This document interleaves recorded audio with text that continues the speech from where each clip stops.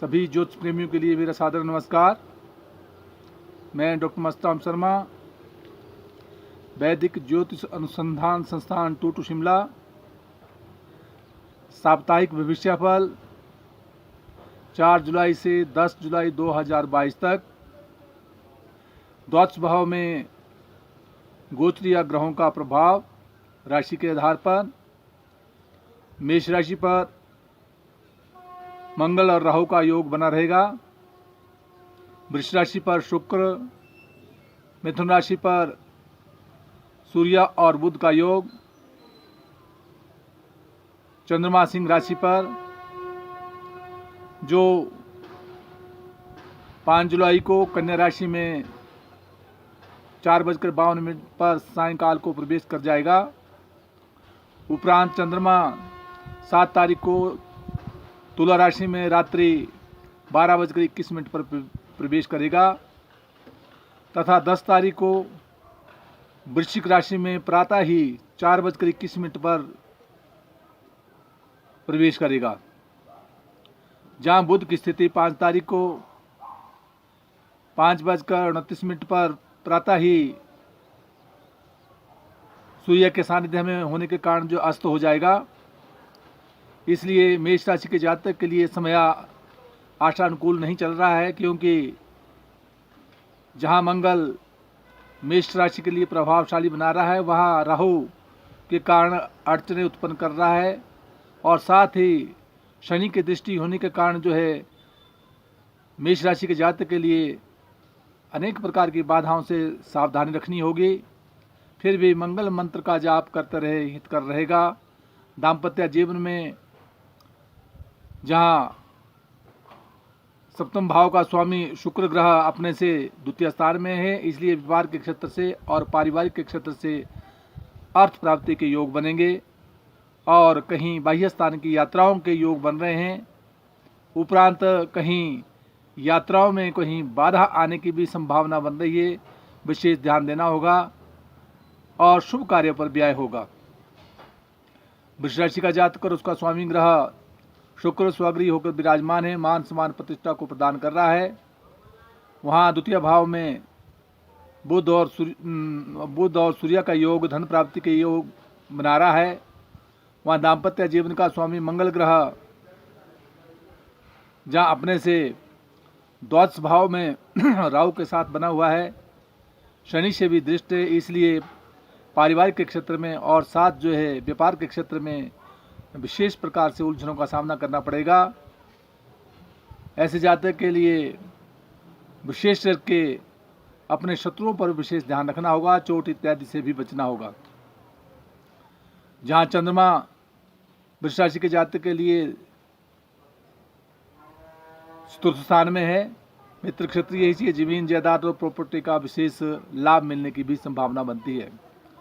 मिथुन राशि का जातक और उसका स्वामी ग्रह बुध स्वगृह होकर विराजमान है, परंतु सूर्य के साथ अस्त होने के कारण शारीरिक स्वास्थ्य का विशेष ध्यान देना होगा।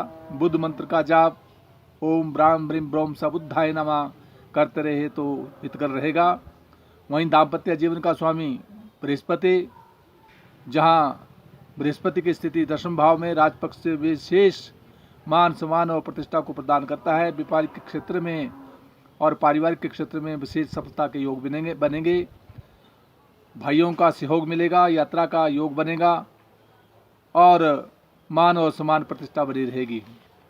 वहाँ कर्क राशि का जातक और उसका स्वामी ग्रह चंद्रमा द्वितीय स्थान में धन प्राप्ति के योग बना रहा है, मान सम्मान प्रतिष्ठा को प्रदान कर रहा है। वहाँ जहाँ दसम स्थान में कर्क राशि के जातक के लिए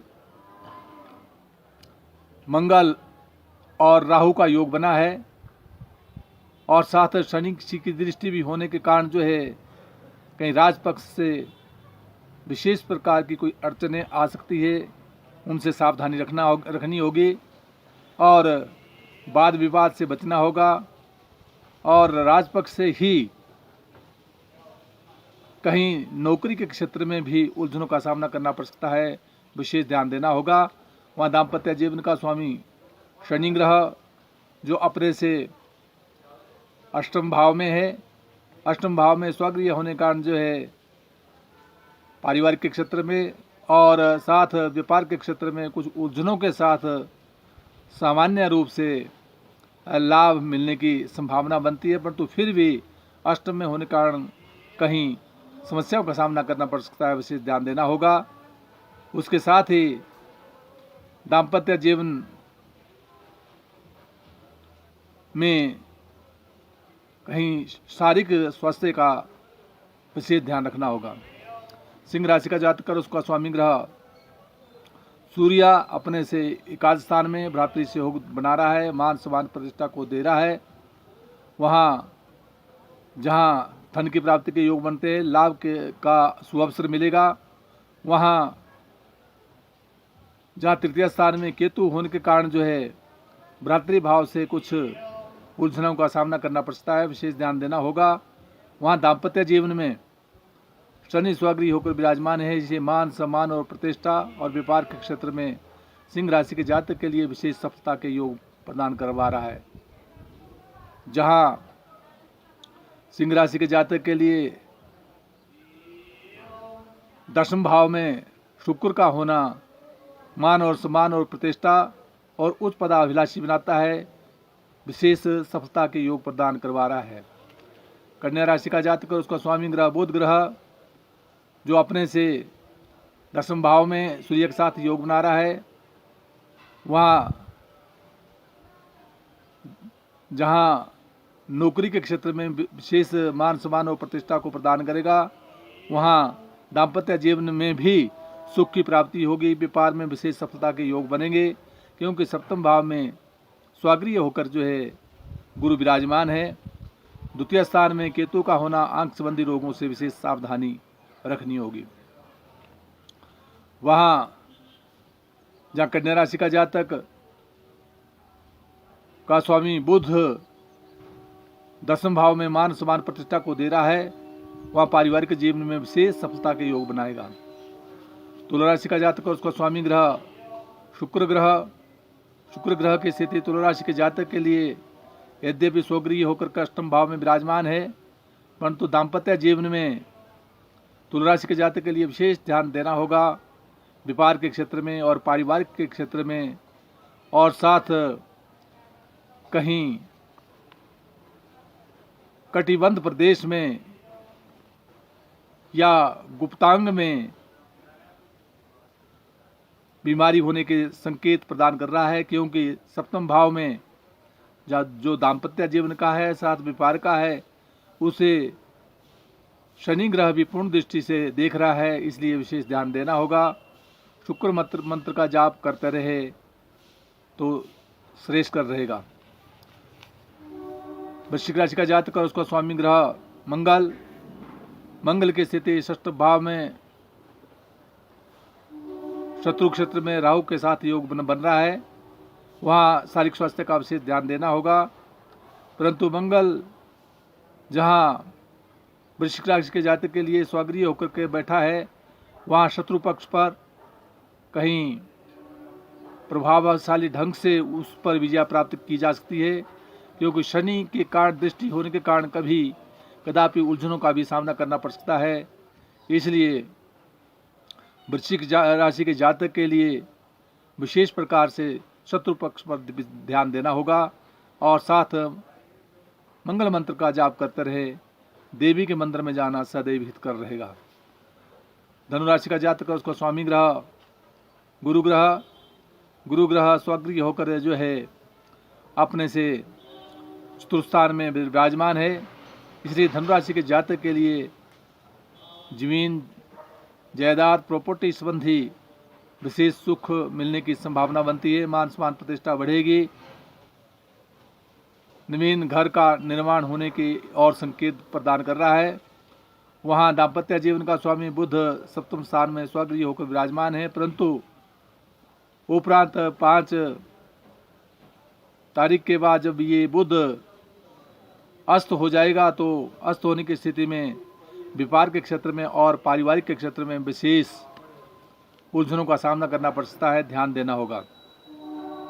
जहाँ चंद्रमा की स्थिति धनुराशि के जातक के लिए बनी हुई है, धनु भाग्य स्थान में है, उपरांत 10 स्थान में आएगा, इसलिए राजपक्ष और भाग्योदय करवाने की ओर संकेत दे रहा है।